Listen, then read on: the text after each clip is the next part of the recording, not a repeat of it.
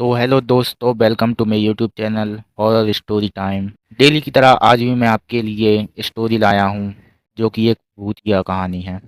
कहानी शुरू होने से पहले ही मैं आप सभी लोगों से कह देना चाहता हूँ कि हमारी यूट्यूब चैनल को सब्सक्राइब कीजिए ताकि आप भूल ना सकें, और हमारी स्टोरियाँ सर्च करने से भी नहीं मिलती। चाहें तो आप सर्च करके देख सकते हैं।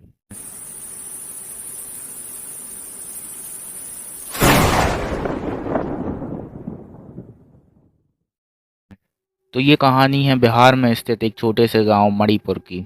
उस गांव में जय और उसके दोस्त रहते थे। एक का नाम रवि था और एक का नाम अभिषेक था। इन तीनों की उम्र लगभग 20-22 साल की हो गई। तो दोस्तों, जैसा कि आप जानते ही हैं कि हर फ्रेंड सर्कल में एक व्यक्ति सबसे ज़्यादा डरा हुआ होता था, मतलब घबराया हुआ, और एक होता है सबसे निडर व्यक्ति। उनमें से घबराया और डरा हुआ व्यक्ति रवि ही था। उसको कुछ भी काम कहें उसके मुंह से बस ना ही निकलती थी।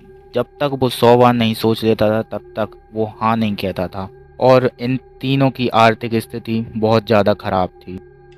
इन लोगों की स्कूल की पढ़ाई तो पूरी हो चुकी थी और ये थे कॉलेज की 3rd ईयर में। इनके गांव में कॉलेज नहीं था, मतलब कॉलेज तो था लेकिन उसमें पढ़ाई सिर्फ नाम की होती थी। हवाबाजी चलती थी ज़्यादातर और लड़ाई झगड़े। तभी बहुत पुराना टाइम था, लेकिन अब ऐसा नहीं होता है। तो इसीलिए इन तीनों ने अपना नाम शहर के कॉलेज में लिखवाया था। शहर गांव से बहुत दूर था। ये लोग सुबह को जल्दी जाते और छुट्टी भी जल्दी ले लेते थे ताकि ये टाइम से घर पर पहुंच जाएं। लेकिन शायद आज नियति ने कुछ अलग ही सोच रखा था। ये लोग तो बस से जाते थे शहर की तरफ ताकि निकलने में ज़्यादा टाइम वेस्ट ना हो। आज अमावस की रात थी, सॉरी दिन था, रात दिन, हाँ अरे कहना क्या चाहते हो? आज के दिन अमावस की रात थी। ये तीनों दोस्त निकल दिए खुशी से, कॉलेज गए, कॉलेज की पढ़ाई की, और दोपहर में एक टीचर आए और उन्होंने बोला कि आज शाम को इम्पोर्टेंट लेक्चर है, इसलिए सभी लोग उसको ज्वाइन करेंगे। रवि, जय और अभिषेक तीनों ही पढ़ाई के प्रति सिंसियर थे, इसलिए उन्होंने कहा कि चलो ठीक है, शाम तक हम इस पीरियड को भी अटेंड कर लेंगे। इतने में रवि ने कहा फिर तो जाते जाते रात हो जाएगी और हमारी बस भी छूट जाएगी। जय ने कहा हाँ ये तो ठीक है, लेकिन हम कर भी कह सकते हैं। अभिषेक ने कहा कि ऑटो से चले जाएंगे या दूसरी बस जाती होगी तो उससे चले जाएंगे। रवि ने कहा मुझे तो ठीक नहीं लग रहा है और कहा कि मैं अभी से चला जाऊंगा। अभिषेक ने ज़बरदस्ती रवि को पकड़ा और कहा कि तू तो हमारे साथ ही चलेगा, अब क्या कर लेगा, जाना तो तुझे हमारे साथ ही पड़ेगा। उन्होंने शाम का लेक्चर पूरा किया और शाम के 5 बजे उनकी छुट्टी हुई। वो तीनों किसी न किसी बस का इंतज़ार करने लगे, ऑटो को देखते, लेकिन कोई भी वहाँ पर नहीं जाता। उन्होंने सभी ऑटो, सभी बस वालों से पूछ लिया, लेकिन सभी ने मना कर दिया। वो तीनों निराश हो गए और पैदल ही चल दिए अपने घर की तरफ। वो बीच सड़क पर ही थे, तभी तो उनको 6 बज गए थे और अभी गांव की रोड पकड़ में नहीं आई थी। धीरे धीरे अंधेरा छाने लगा। तभी रवि को ध्यान आया कि आज तो अमावस की रात थी। उसने ये बात दोनों से बताई। अभिषेक ने कहा तू तो बस अंधविश्वास में ही जी। जय ने भी कहा कि इसका तो कुछ नहीं हो पाएगा। तभी वे दोनों लोग रवि को ज्ञान की बातें बताने लगे और चलते आ रहे थे। वो दोनों ही रवि की मजा लेते और इस बात पर ही रवि हंसी का पात्र बन गया। उन दोनों की बातें मोटिवेशन से बदलकर गप्पे हाँकने में कब लग गईं, कुछ पता ही नहीं चला। वे तीनों अब एक दूसरे से बातें करते जा रहे थे। इतने में उनकी गांव की सड़क भी आ चुकी थी। रास्ता बिल्कुल कच्चा था। गांव की सड़क आते आते शाम के 7 बज चुके थे। रवि ने कहा कि हम कब तक पहुंच पाएंगे, ऊपर तो चंद्रमा भी नहीं है। अभिषेक ने कहा चंद्रमा किस काम का जब मोबाइल की टॉर्च ही है। रवि ने कहा अबे मैं भूतों की बात कर रहा हूँ, कहीं एक आकर तेरी छाती पे ना चढ़ जाए। अभिषेक ने कहा मजाक मत कर, ये भूत भूत कुछ नहीं होते हैं। जय ने कहा अरे अभिषेक, तू इसकी बातों में कहाँ लगा है, अगर इसकी बातों में लगेगा तो तू पागल हो जाएगा, चुपचाप चल।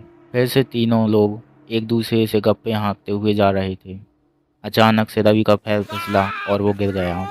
अभिषेक और जय ने उसे उठाया और कहा क्या रे, तू देखकर भी नहीं चल सकता, मोबाइल की इतनी बड़ी टॉर्च साथ में लिए हैं। तभी रवि ने कहा कि मेरा पैर किसी ने खींचा था।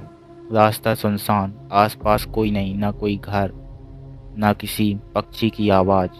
शहर भी बहुत दूर चला गया था। गांव को आने में भी बहुत समय था। वे तीनों अकेले ही जा रहे थे। इसमें से भी रवि का पैर फिसल गया था और रवि ने भी यह कहा कि उसका पैर किसी ने पकड़ा था। रवि बहुत डर गया था। जय और अभिषेक ने कहा, क्या रे, तुझे क्या भूत पकड़ेगा? अगर तुझे भूत पकड़ेगा तो उसकी वैल्यू डाउन नहीं हो जाएगी? और ऐसी ही बातें करते करते वो लोग आ रहे थे। तभी जय ने उन दोनों से यह कहा कि आगे चलकर क्या करेंगे, कुछ बिजनेस या कोई और काम। तभी अभिषेक ने सलाह मशवरा के लिए जय के कंधे पर हाथ रख लिया और एक हाथ से टॉर्च पकड़ी थी। रवि का कुछ पता ही नहीं था, वो भी उन दोनों के साथ ही चल रहा था। जय और अभिषेक एक दूसरे से बात कर रहे थे। पीछे से एक चिल्लाने की आवाज़ आई जो कि रवि की थी। जय और अभिषेक ने बगल में देखा तो रवि उनके साथ नहीं था और पीछे मुड़कर देखा तो रवि एक जगह पड़ा हुआ था। वो दोनों भागते हुए गए और रवि को उठाया और कहा, कहाँ कहाँ गिर जाता है रे तू? रवि रोता हुआ कह रहा था कि कोई मुझे खींच कर ले गया है। और उसके कपड़े फटे हुए देखकर दोनों को विश्वास ही हो गया, क्योंकि शर्ट उसकी नीचे से फटी हुई थी और उसकी पीठ से खून की धार निकल रही थी, क्योंकि वो रोड ही ऊबड़ खाबड़ थी और वो निशान भी बिल्कुल ऐसे थे कि जैसे किसी ने उसको घसीटा हो। रवि की पूरी पीठ खूना खच्च हो चुकी थी। जय ने कहा, कोई तो है जो यहाँ पर हम लोगों को इतना नुकसान कर रहा है। उन तीनों के सिर से पसीने की धार निकल गई। वो तीनों समझ चुके थे, हो ना हो ये कोई भूत ही है, लेकिन इन सभी बातों को वो अभी दिमाग में नहीं रखे थे। उन्होंने सबसे पहले रवि को उठाया और अभिषेक अपने बैग में एक शर्ट रखता था जो कि उसने रवि को पहनाई। फिर भी उसमें खून छप ही गया था। उसने वो शर्ट हाल ही के लिए पहनाई थी ताकि कैसे न कैसे करके हम लोग घर पर चले ही जाएं। वो तीनों जा रहे थे, भगवान को याद कर रहे थे। तभी अचानक से उल्लू की आवाज़ आती है। रवि डरा हुआ चिल्लाता है, कौन है, कौन है वहाँ पर? तभी अभिषेक बोलता है, अबे तेरी की तो, यहाँ पर एक तो ये उल्लू हमें डरा रहा है, ऊपर से तू चिल्ला चिल्ला कर और डराए जा रहा है। ये उल्लू है। रवि बहुत डरा डरा चल रहा था। उन तीनों ने एक दूसरे के हाथ पकड़े और अभिषेक सबसे किनारे था। उसने एक हाथ से टॉर्च ली, मोबाइल की टॉर्च, और वो तीनों जा रहे थे सुनसान रास्ते से। अचानक से अभिषेक के हाथ पर कुछ भारी चीज़ लगती है और उसके हाथ से मोबाइल छूट जाता है और रवि की जोर से चिल्लाने की आवाज़ आती है। जय ने कहा, चुप हो जा, टॉर्च गिरी है और कुछ भी नहीं। रवि की आवाज़ शांत हो जाती है और अभिषेक ने जैसे ही टॉर्च उठाई, अपने अगल बगल देखा तो रवि नहीं था। अभिषेक और जय शॉक हो गए थे। अभिषेक और जय शॉक हो गए थे। वो चारों तरफ रवि को चिल्लाते हुए ढूंढ रहे थे, बस उनकी आवाज़ें ही गूंज रही थी और सामने से कोई भी आवाज़ नहीं आ रही थी। अभिषेक और जय को वो लोग राज भी बोलते थे। अचानक से पीछे से चिल्लाने की आवाज़ आई। वो रवि की थी और वो राज नाम से चिल्ला रहा था। अभिषेक उस आवाज़ का पीछा करते करते भागा और जय भी उसके साथ भाग रहा है। तभी उन दोनों को पीछे से आवाज़ आती है। वो दोनों फिर से पीछे की तरफ भागते हैं। वो लोग तेज़ी से पीछे की तरफ भाग रहे हैं और जहाँ से उन्होंने भागना स्टार्ट किया था वहीं पर आकर खड़े हो गए। कुछ ही दूर पर अभिषेक को कुछ डला हुआ मिला। वो अभिषेक की शर्ट का एक टुकड़ा था। अभिषेक ने कहा, शायद ये रवि की शर्ट का टुकड़ा है, वो यहीं कहीं पर है। तभी जय की नज़र थोड़ी दूर पर पड़ी और वहाँ पर कुछ डला हुआ था, कोई इंसान जैसा। दोनों भागते हुए वहाँ पर गए और वो रवि था। रवि बेहोश था। जय ने अपने बैग में से पानी की बोतल निकाली और रवि के ऊपर पानी डाला तो वो होश में आ गया। रवि बहुत डरा हुआ था। वो तीनों उठे और भागने लगे अपने गांव की तरफ। तभी जय को एक आइडिया आया कि वो अपने घर वालों को फ़ोन लगाए। उसने अपना मोबाइल चालू किया और फ़ोन लगाने जैसे ही वाला था कि कंपनी वाली बोली कि उसका फ़ोन कवरेज क्षेत्र से बाहर है। तीनों ने अपने मोबाइल ट्राई किए, लेकिन किसी का भी फ़ोन नहीं लग रहा था। उन तीनों के पास कोई भी चारा नहीं था सिवाय चलने के। वो लोग चलते जा रहे थे, एक दूसरे का हाथ पकड़े भगवान का नाम लेते हुए चल रहे हैं। तभी अभिषेक के कानों में कुछ आवाज़ें आती हैं, कोई मंत्र बोलने की, जैसे मानो कोई मंत्र पढ़ रहा है। अभिषेक ने जय से कहा, तुझे कोई आवाज़ आई क्या? जय ने कहा, हाँ मुझे कोई आवाज़ आई है। रवि ने भी कहा, मुझे भी किसी मंत्र पढ़ने की आवाज़ आ रही है। दोस्तों, वो मौसम गर्मी का था, लेकिन रात के समय उनको ठंड का आभास हुआ। ये नेगेटिव एंटिटी के कारण भी हो सकता है या फिर मौसम भी बदल सकता है, कुछ भी हो। लेकिन उन तीनों को ठंड तो लगने लगी थी। वो तीनों ठंडे से कांपते कांपते अपने घर की ओर चल रहे थे। रवि की हालत तो और ख़राब थी। वो खून से लहूलुहान और आगे की तरफ चले जा रहा है। कुछ कदम पर चलने के बाद उनको कुछ लाइट दिखी जो कि उनके गांव तक पहुंचने की निशानी थी। वो सभी लोग चलते जा रहे हैं। तभी रवि का हाथ किसी ने थाम लिया। जैसे वो अभिषेक का हाथ थामे था वैसे ही रवि का हाथ किसी ने थाम लिया। रवि ने तुरंत ही बगल में देखा तो वहाँ पर कोई नहीं था, लेकिन उसे ऐसा लग रहा था जैसे मानो उसका हाथ किसी ने थाम लिया हो। उसने तुरंत ही अपना हाथ झटकारा और अपनी मुट्ठी बंद कर ली।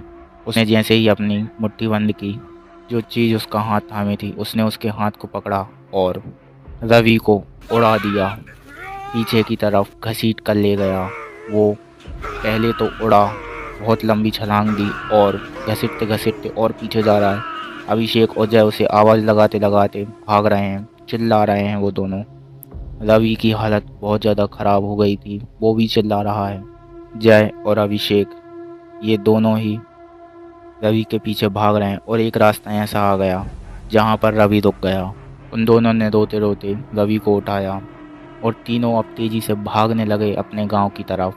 भागते भागते अभिषेक ने कहा कि तुम लोगों को एक बात ध्यान में है, ये सिर्फ रवि को ही नुकसान क्यों पहुंचा रही है, हमें क्यों नहीं। तभी रवि ने भागते भागते कहा कि जहाँ पर मैं गिरा था उसके ठीक 4 कदम पहले एक नींबू मिर्ची का टोटका वहाँ पर था। मैं जल्दबाजी में उस पर पैर रख दिया।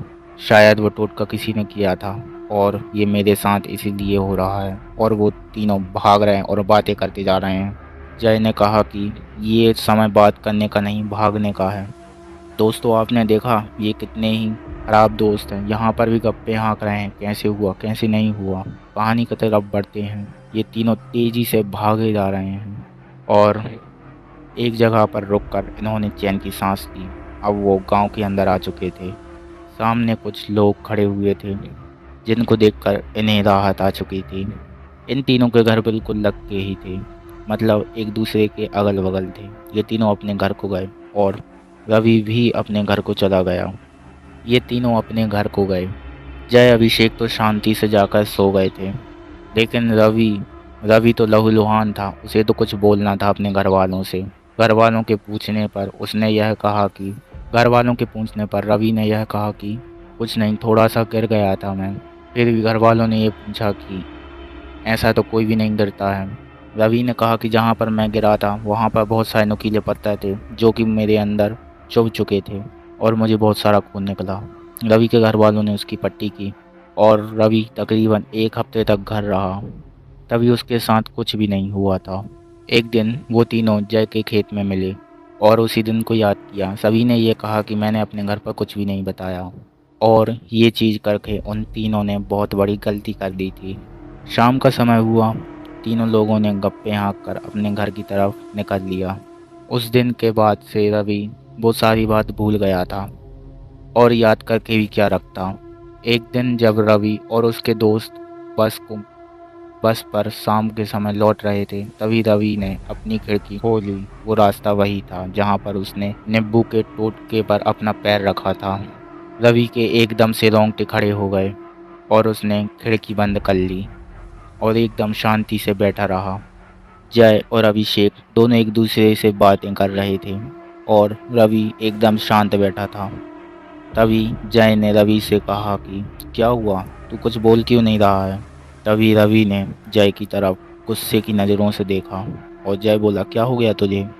अभिषेक ने कहा, ये तो ऐसा ही है, इसे भूत लग गए होंगे, और जोर से रवि की टपली बजाई, मतलब उसके सिर पर दे मारा और बोला, क्या हुआ रे, बोल क्यों नहीं रहा है। ये देखिए, दोस्त होने चाहिए तो ऐसे कि भूत भी उनकी मार खा के भाग जाए। रवि बड़े गुस्से से उन्हीं की तरफ देख रहा था। अभिषेक ने कहा, चले यार इसको छोड़ते हैं। और फिर अभिषेक और जय दोनों ही एक दूसरे की बातों में लग गए। उन तीनों का घर आया और वो तीनों अपने घर की तरफ चल दिए। रवि बड़ा ही शांत था। रवि घर पर आया और शांति से बैठ गया। उसने हाथ मुँह धोए, खाना खाया और शांति से बैठा रहा। घर वालों के पूछने पर भी उसने कुछ भी जवाब नहीं दिया। उसके घर में एक चौका था जिसके ठीक कोने में जाकर रवि खड़ा हो गया। दिन भर वो वहीं पर खड़ा होता और अपनी खिड़की से झांकता रहता। वो अपने बेडरूम में भी जाता तो अपने खिड़की से झांकता रहता। बाहर की तरफ उसका अट्रैक्शन बढ़ने लगा था। उसके मम्मी पापा का कमरा ठीक उसके कमरे से लगकर था। रवि की मम्मी पानी पीने के लिए उठी, तभी उन्हें एक आवाज़ सुनाई दी। वो थी दरवाजे खुलने की। उन्होंने अपना दरवाज़ा खोलकर देखा तो रवि बाहर का दरवाज़ा खोलकर कहीं जा रहा है। उसकी मम्मी ने उसे आवाज़ लगाई, फिर भी रवि कुछ भी हलचल नहीं कर रहा था। रवि की मम्मी ने रवि के पापा को उठाया और उसके पापा ने भी रवि को बहुत आवाज़ दी, लेकिन वो किसी की बात नहीं मान रहा था। रवि की मम्मी और रवि के पापा उसका पीछा करने लगे। रवि अभिषेक के घर के सामने गया और उनका दरवाज़ा खटखटाने लगा। रवि की मम्मी और रवि के पापा कहते, क्या कर रहा है तू? और रवि को पकड़ लिया। रवि के पास इतनी ताकत आ चुकी थी। रवि ने अपना पूरा जोर लगाया और रवि के पापा को दूर फेंक दिया और बड़ी तीखी नज़रों से देखने लगा। अभिषेक के घर वालों ने दरवाजे खोले और कहा, क्या हो गया बेटा? तभी रवि ने कहा कि अभिषेक को बुलाइए ज़रा। अभिषेक भी आया और रवि ने अभिषेक का गला पकड़ लिया और कहा, मुझे मारेगा तू? तेरी इतनी हिम्मत! मैंने तुझे उस रास्ते पर छोड़ दिया था, लेकिन अब तू मेरे हाथों से नहीं बचेगा। तभी रवि ने अभिषेक का गला पकड़कर उसे एक हाथ से तकरीबन 2 फीट की ऊंचाई पर उठा लिया और अभिषेक की तो आवाज़ ही नहीं निकल रही थी। वो तड़प रहा था और अभिषेक और रवि के घर वाले रवि को पकड़ रहे थे और छुड़वा रहे थे। फिर भी उन चारों की इतनी ताकत नहीं हो पा रही थी कि वो अभिषेक को छुड़वा दें। जैसे तैसे करके रवि ने अभिषेक को छोड़ा और रवि के घर वाले रवि को पकड़े हुए थे और अभिषेक भाग रहा था। अभिषेक भागते भागते गया और एक कमरे में जाकर छिप गया। उसने अपने कमरे का दरवाज़ा लगा दिया। रवि ने उन चारों को, मतलब रवि और अभिषेक के घर वालों को धक्का दिया और छत की तरफ भागा। वो चारों भी छत की तरफ भागने लगे। इतने में अभिषेक ने दरवाज़ा खोला और बाहर की तरफ देखने लगा। तो दोस्तों, पहले हम उनके घर की पोजीशन समझ लेते हैं। उनके घर में छत था जो कि उनके घर के चौके से दिखता था। मतलब हम ये मान लेते हैं कि उनका आंगन था और वहाँ से उनका छत दिखता था। अभिषेक चौक के बिल्कुल बीचों बीच खड़ा था। रवि छत के किनारे पर आया और कूदने लगा। अभिषेक ने चिल्लाकर कहा, रवि ये क्या कर रहा है तू? रवि हंसता हुआ बोला, निकल आया बाहर। दरअसल ये उसकी चाल थी कि ये सभी लोग छत पर पहुँचे और रवि शॉर्टकट से नीचे उतर जाए, और ऐसा ही हुआ। रवि ने छत से छलांग मारी और ज़मीन पर आकर खड़ा हो गया। सामान्य व्यक्ति तो छलांग में, छोटी सी छलांग में ही गिर जाता है, और वो तो 2 मंजिला मकान से कूदा था। सामान्य आदमी तो 10 फीट की छलांग भी नहीं झेल पाता। उसने तुरंत ही कूदकर अभिषेक का गला पकड़ लिया और फिर से हवा में लटका दिया। अभिषेक और रवि के घर वाले छत पर से देख रहे थे और वो जल्दी से नीचे उतरने को भागे। और तभी अभिषेक के घर वालों ने कहा कि ये आपका लड़का हमारे लड़के के साथ क्या कर रहा है? रवि के घर वालों को भी कुछ भी नहीं पता था। उन्होंने कहा कि इसके बारे में हमें ज़्यादा जानकारी नहीं है, अभी फ़िलहाल हमें अभिषेक की जान बचानी होगी। वो लोग जल्दी से नीचे की तरफ भागते हुए गए। तभी अभिषेक हवा में लटका ही था। रवि और अभिषेक के घर वालों ने अभिषेक को छुड़वाया और वो चारों रवि को पकड़े हुए थे। अभिषेक ने कहा, शायद ये वही है। तभी अभिषेक के पिता ने कहा, कौन है ये और तुम क्या कह रहे हो? तभी अभिषेक ने उसके घर वालों को सारी बातें बताईं और अभिषेक के घर वाले उसे तुरंत ही डांटने लगे। लेकिन रवि के घर वालों ने कहा कि ये समय डांटने का नहीं, कुछ करने का है। तभी उन पांचों ने मिलकर रवि को बांध दिया और कहा कि ये ज़्यादा देर तक बैलेंस नहीं कर पाएगा, हमें और लोगों की ज़रूरत है, ये रस्सी जल्दी तोड़ देगा। तभी अभिषेक भागते हुए गया और जय के दरवाजे को खटखटाने लगा। जय के परिवार वाले भी बाहर आए और जय को सारी बात बताई। सभी लोग भागते हुए आए। तभी जय की दादी बोली कि सामने वाले मोहल्ले में एक बाबा रहते हैं, मैं उनके यहाँ पर जाती हूँ, शायद वो हमारी मदद कर सकते हैं। जय और उनकी दादी भागते हुए गए, मतलब भागते हुए तो नहीं गए लेकिन जल्दबाजी में गए और बाबा को बुला कर लाए। बाबा ने आते ही समझ लिया कि यहाँ पर कोई नेगेटिव एंटिटी है। बाबा ने सामने देखा तो रवि बंधा हुआ था। बाबा समझ गए कि हो ना हो इसी के अंदर है। बाबा ने रवि से पूछा, कौन है तू? रवि ने कहा, मुझसे क्या पूछता है, इस अभिषेक से पूछ कौन हूँ मैं। अभिषेक और जय ने, इन दोनों ने सारी बात बताई बाबा को। बाबा ने रवि से कहा कि उन्हें नहीं पता कि तू कौन है, तू अपना नाम बता। बाबा ने रवि जिस खूंटे से बंधा हुआ था उस खूंटे के चारों तरफ एक लिक्विड टाइप का डाल दिया, मतलब जो भभूति होती है वो डाल दी, और अपने थैले में से टोटके का सामान निकालने लगे। रवि हंसते हुए बोला कि तू इन सभी सामानों से मुझे बंदी बनाएगा क्या, या इस शरीर से भगाएगा, बोल क्या करेगा तू। बाबा ने अपना मंत्र पढ़ना स्टार्ट कर दिया। रवि कभी रोता तो कभी हंसता और कभी कभी अभिषेक को बड़ी क्रिस्पी स्माइल करते हुए देखता। तभी रवि ने अपना हाथ छोड़ लिया, मतलब कि उस रस्सी को तोड़ दिया, लेकिन वो अभी भी उस भभूति की रेखा के अंदर ही था। तभी रवि ने अपने हाथ को काटना स्टार्ट किया अपने मुंह से। वो अपने मुंह से अपने हाथ को काट रहा है और मांस को खाए जा रहा है। उसके हाथों से खून की धार निकलने लगी। रवि के घर वाले देखकर उसे रोक रहे थे और रवि की माँ रोए जा रही थी। बाबा ने उन दोनों को शांत कराया और कहा कि मेरे मंत्र में दखल न डालो। रवि के हाथों से जो खून निकल रहा था वो जाकर उस भभूति में मिल गया और वो भभूति दूषित हो गई, जिससे कि उसका काम खत्म हो चुका था। अब उस भभूति का कोई असर नहीं था। रवि उठा और भागने लगा बाहर की तरफ। बाबा ने एक मंत्र मारा और रवि दूर जाकर पिघ गया अंदर की तरफ। बाबा ने जल्दी से अभिषेक को एक भभूति दी और कहा कि इसको घर के चारों तरफ डाल दो, मेन गेट पर भी सबसे पहले डालो। अभिषेक जल्दी से गया और मेन गेट पर भभूति डाली और घर के चारों तरफ वो भभूति डालने लगा। रवि कहता कि अब तुम नहीं बचने वाले, मैं इसके खून से पूरा घर ही दूषित कर दूंगा। बाबा ने इशारा किया और सभी लोगों ने, जितने उस घर में जितने भी लोग थे, सभी ने रवि को पकड़ लिया और एक जगह बिठा दिया। बाबा ने इस बार एक बड़ा गोला बनाया ताकि रवि के शरीर से किसी भी तरह की दूषित चीज़ निकले तो वो उस तक बिल्कुल भी न जाए। इसीलिए बाबा ने एक बहुत बड़ी रेखा बनाई और फिर से रवि को उसी खूंटे से बांध दिया। चारों तरफ रेखा और खूंटे से बंधा हुआ रवि तड़प रहा है। तभी रवि ने अभिषेक को देखा और अभिषेक बहुत दूर फेंक गया, जैसे मानो उसे बहुत जोर का मारा हो किसी ने, और अभिषेक तुरंत ही बेहोश हो गया। बाबा ने इशारा किया।